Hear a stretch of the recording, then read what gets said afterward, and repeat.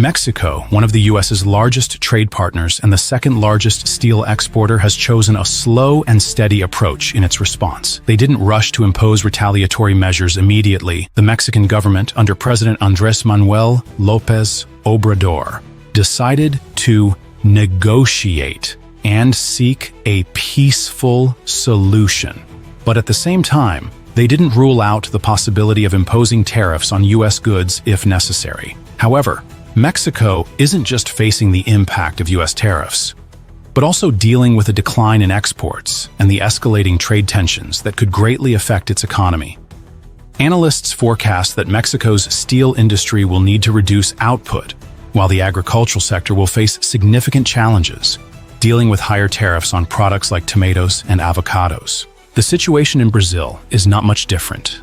As the second largest steel exporter to the U.S., Brazil is trying to find a way to respond to this decision. Brazil's finance minister, Fernando Haddad, criticized the U.S. tariffs as unreasonable and wrong, and declared that they would seek legal measures at the World Trade Organization, WTO. However, like Mexico, Brazil has decided not to rush into retaliation, but instead will patiently pursue negotiation options to avoid escalating tensions.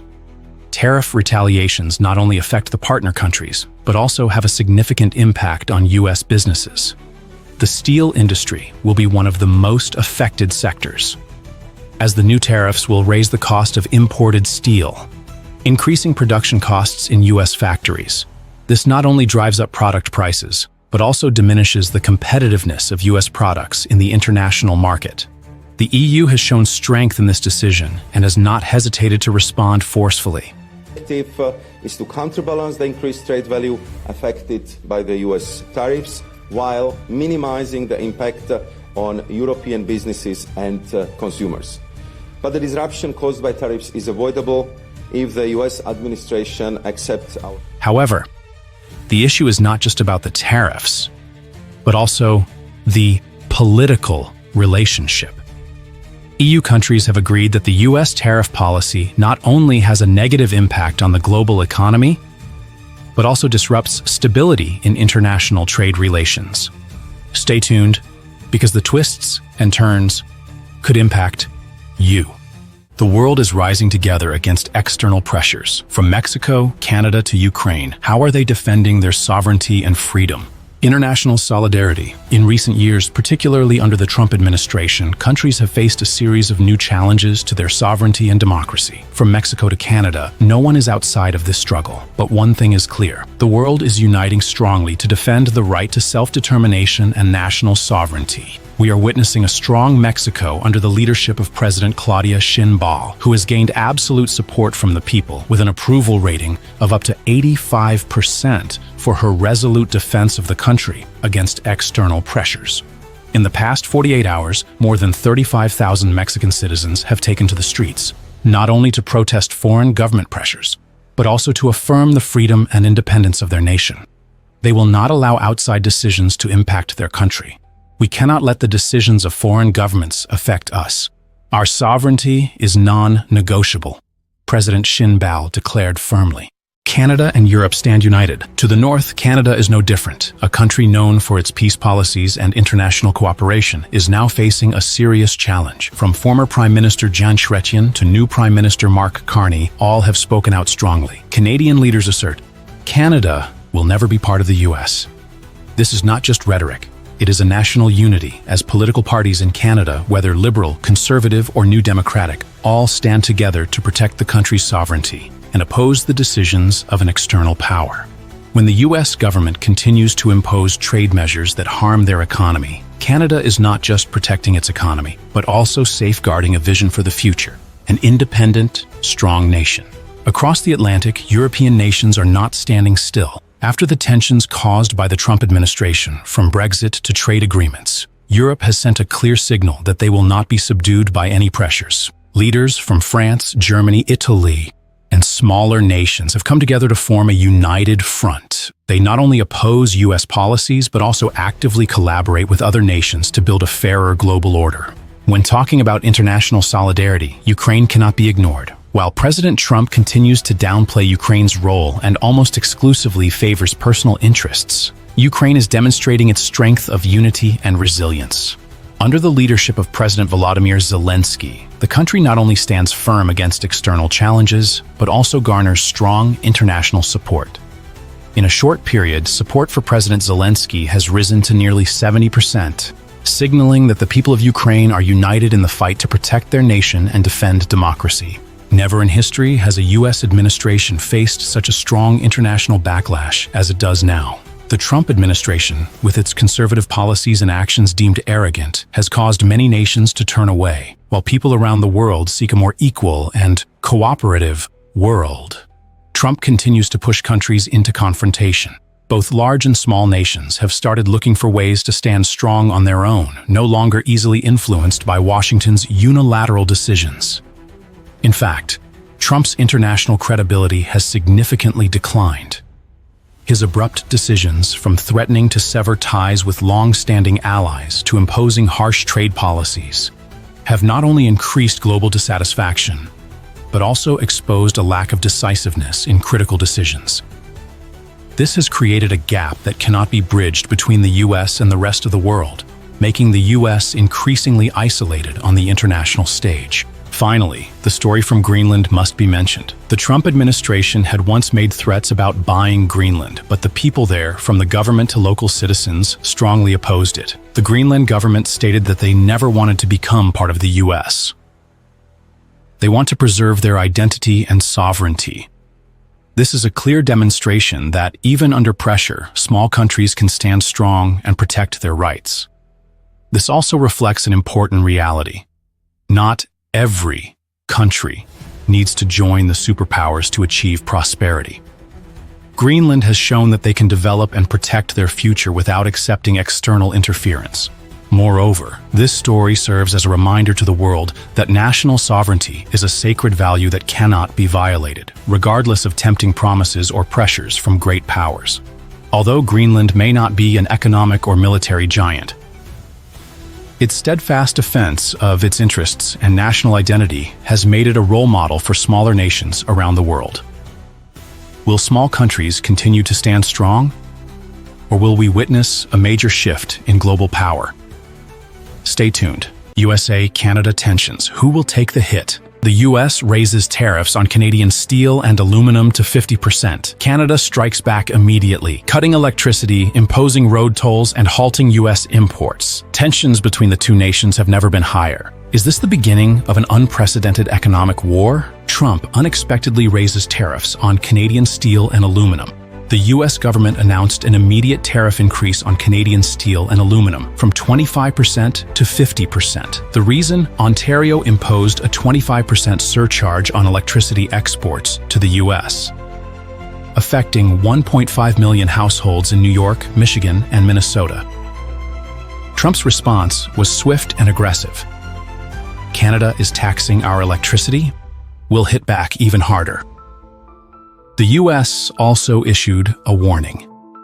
If Canada does not remove trade barriers, tariffs on Canadian car imports could rise in April, a devastating blow to Canada's auto industry.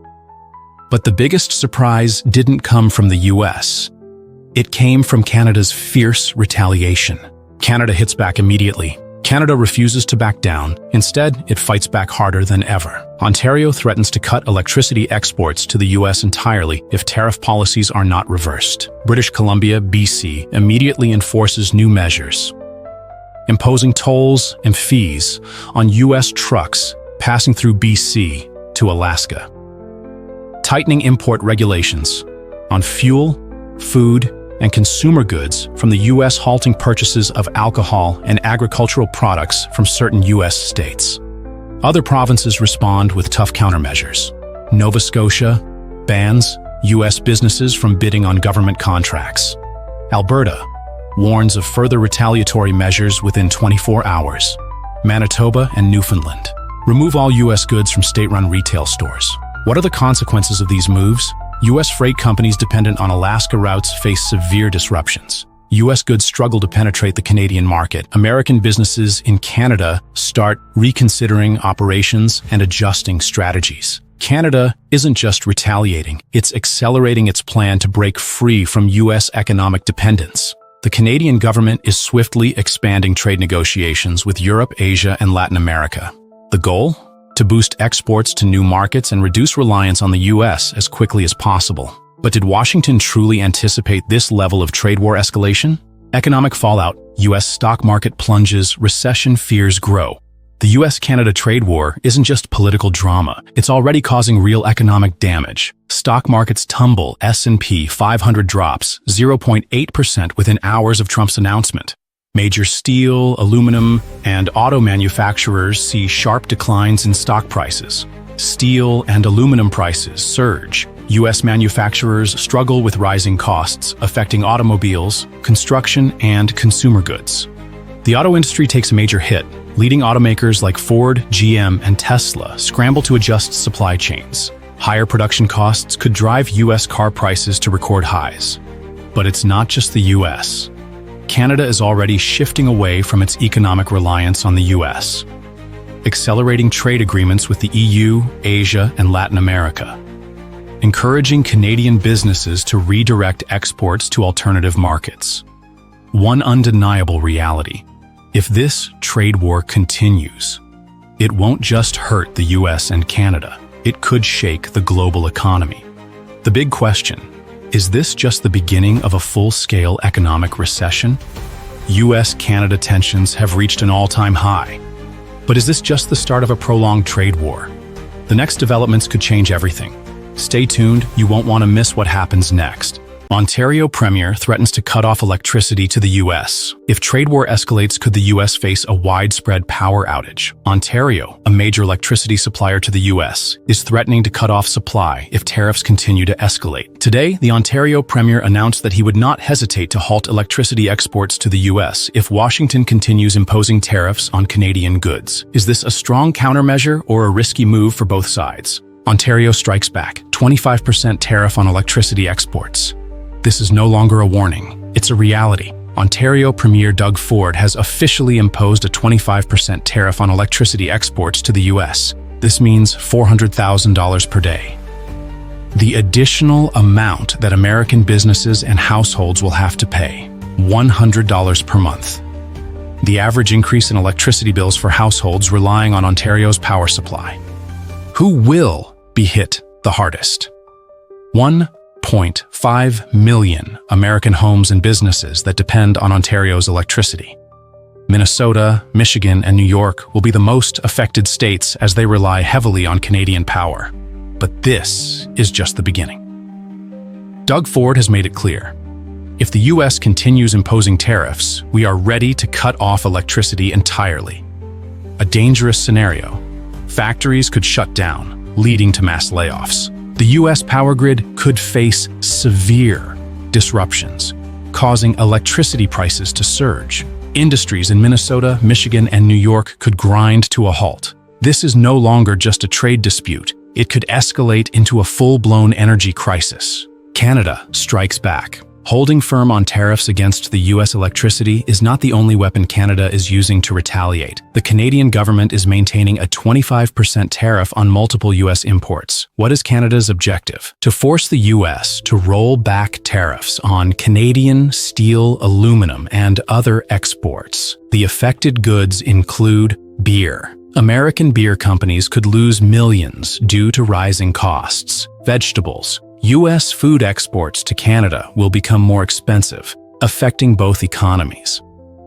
Footwear and cosmetics. American retailers may suffer major losses due to higher import costs, but can Canada truly achieve its goal?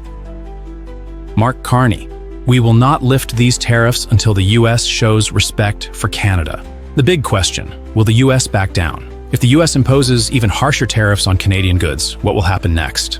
Can the Canadian government maintain its firm stance in this trade war? And if tensions keep escalating, which side will suffer the most? But this is far from over. The U.S. is not just facing tariffs from Canada, but also from China and the European Union. This trade war could drive up the cost of goods in both countries, hurting consumers on both sides. If the U.S. does not adjust its policies, could this trade dispute turn into a full-scale economic crisis? Canada's upcoming election, a showdown with the U.S., But this isn't just about trade, it's also a major political issue. In May, Canada will hold a general election, and Mark Carney is expected to become the new Prime Minister. If that happens, tensions between Canada and the US will escalate even further.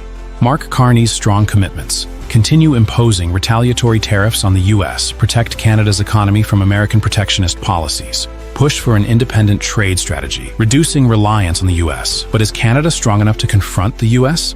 Let's not forget, Canada supplies over 4.3 million barrels of oil per day to the US. 50% of high-grade nickel used in US defense and aerospace industries comes from Canada. 60% of US aluminum is imported, and much of it comes from Canada. If tensions continue to rise, what could happen? The US might impose higher tariffs, driving up costs across industries.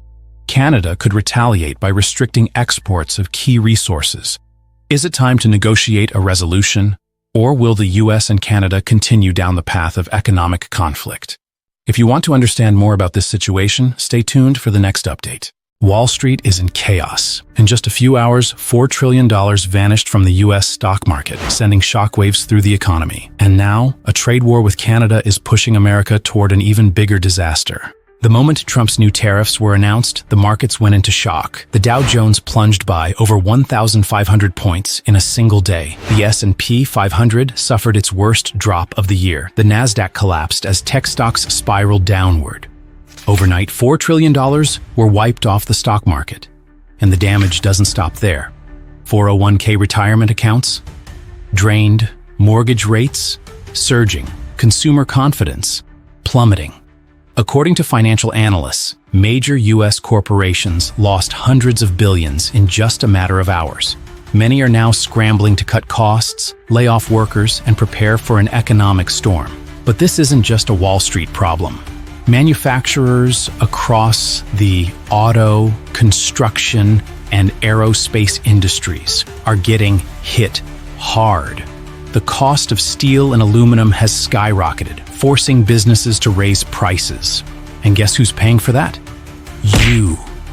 But hold on, because things are about to get even worse. Less than 48 hours after Trump's announcement, Canada retaliated, and they're not pulling punches. Ontario Premier Doug Ford made it clear Canada will not be bullied. And now, America is staring down a serious economic counterattack. First, Canada is threatening to cut off electricity exports to the U.S. Ontario currently supplies 10% of the power used in New York, Michigan, and the Northeast. If they follow through, millions of Americans could be facing rolling blackouts. And industries that rely on consistent power could take an even bigger hit. And that's just the beginning. Canada is also hitting back with new tariffs on U.S. agriculture and tech products. Canada is one of the top buyers of U.S. farm goods. If they impose tariffs, American farmers could lose billions. And that's not all. Tech companies are also in the crosshairs. This isn't just an economic dispute anymore. This is a full-scale trade war. And then, Trump did something no one expected. In a shocking social media post, Trump claimed that Canada had been taking advantage of the U.S. and even suggested that Canada should become America's 51st state. The reaction? Outrage. Global leaders called it reckless and delusional. Even Trump's own supporters were left stunned by the sheer audacity of the statement. Some dismissed it as another Trump-style distraction, but others fear it signals a dangerous shift in U.S. foreign policy. And back in Washington, the situation is getting even worse. As markets collapse and trade tensions explode, Congress is falling apart. A critical federal budget deal is deadlocked in Washington. If lawmakers fail to act, the U.S. government could shut down. And that means millions of federal workers could go without pay. Essential services like national security and healthcare could be disrupted. The economy could take an even bigger hit. Meanwhile, Trump's administration is unraveling. Several top economic advisors have quit, warning that the administration's policies are leading America into disaster. And one former White House economist put it bluntly, "This is worse than 2008. We are sleepwalking into an economic catastrophe." But that's not all. The uncertainty is spreading beyond the markets. Millions of American jobs are now at risk. Small businesses that depend on affordable raw materials are being squeezed to the breaking point. Meanwhile, China and the European Union are watching closely, preparing their own economic countermeasures. Energy prices are surging, and some analysts warn that gas prices could hit record highs within weeks. And with no clear resolution in sight, the American economy is on the edge of a cliff. Don't go anywhere, because the next few minutes could change everything you thought you knew about this crisis.